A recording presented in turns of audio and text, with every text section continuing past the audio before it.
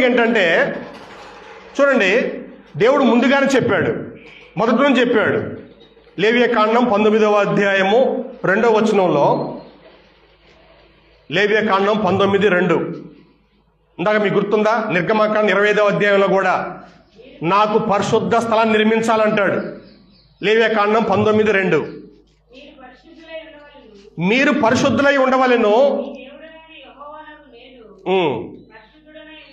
చూడండి, దేవుడు చెప్తున్నాడు మీరు పరిశుద్ధంగా ఉండాలి, ఎందుకంటే నేను పరిశుద్ధుణ్ణి.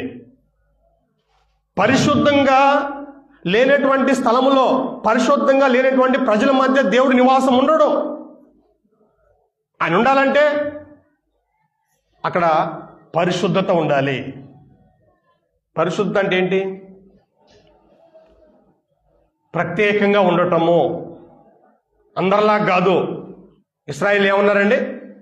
సకల జనుల మర్యాద చొప్పున మాకు రాజు కావాలన్నారు కదా. అంటే అందరిలాగా మేము కూడా రాజును కలిగి ఉంటాము, రాజు మా ముందర నడుస్తాడు, మాకు న్యాయం తీరుస్తాడు అనుకున్నారు వాళ్ళు. అందరిలాగా ఉండేటువంటిది కాదు దేవుని మార్గం అంటే. ఇది ప్రత్యేకం. పరిశుద్ధంగా అంటే ప్రత్యేకంగా ఉండాలి, అందరిలాగా కాదు, ప్రత్యేకంగా ఉండాలా. ప్రత్యేకంగా లేకపోతే అందరిలాగా మేము ఉంటాం అనంటే దేవుడు అక్కడ ఉండడు. మేము కూడా పండుగలు చేస్తాం, మేము కూడా తిరణాలు చేస్తాం, వాళ్ళు కొండల మీదకి వెళ్తే మేము కొండల మీదకి వెళ్ళమా అని చెప్పి గుణదల్లో పెద్ద గుడి కట్టారు.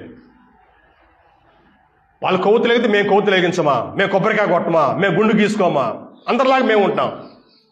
మాలలు కూడా వాళ్ళు నల్ల వేస్తే మేము తెల్ల వేస్తాం. దీన్ని ఏమంటారంటే అందరిలాగా ఉండటం అంటారు కానీ ప్రత్యేకంగా ఉండటం అని అనరు.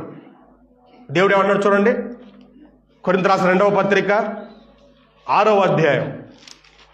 కొరింథీ రాసిన 2వ పత్రిక 6వ అధ్యాయం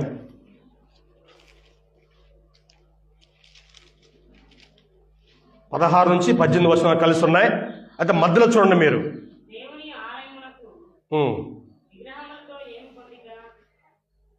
చెప్పండి.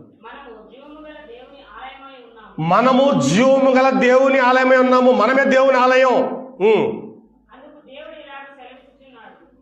ఆలయమై ఉన్నాం కాబట్టే దేవుడు ఇలా సెలవిస్తున్నాడు. నేను వారిలో నివసించి సంచరింతును, నేను వారి దేవుడినయ్యుందును, వారు నా ప్రజలయ్యుందురు.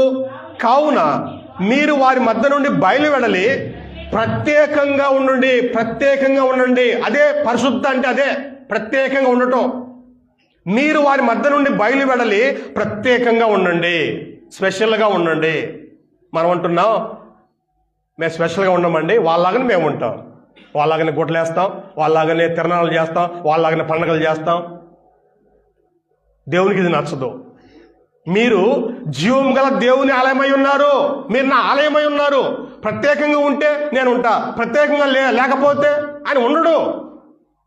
కాబట్టి ఏ సంఘములు అయితే ప్రత్యేకత లేకుండా అందరిలాగే మేము ఉంటాము, వాళ్ళు సప్పట్లు కొడతాం, మేము సప్పట్లు కొడతాం, వాళ్ళు వాయిద్యాలు వాయిస్తాం, మేము వాయిద్యాలు వాయిస్తాము, వాళ్ళు ఎగురుతున్నారు, మేము కూడా ఎగురుతాము, ఇలా అందరిలాగా మేము ఉంటాము అని అనుకుంటే దేవుడు ఆ సంఘంలో ఉండడు, వెళ్ళిపోతాడు ఆయన. ఎందుకంటే పరిశుద్ధత లేని చోట దేవుడు ఉండడు. ఆయన ఉండలేడు. ఆయన ఉండలేడు. ప్రత్యేకంగా ఉంటేనే ఆయన ఉంటాడు.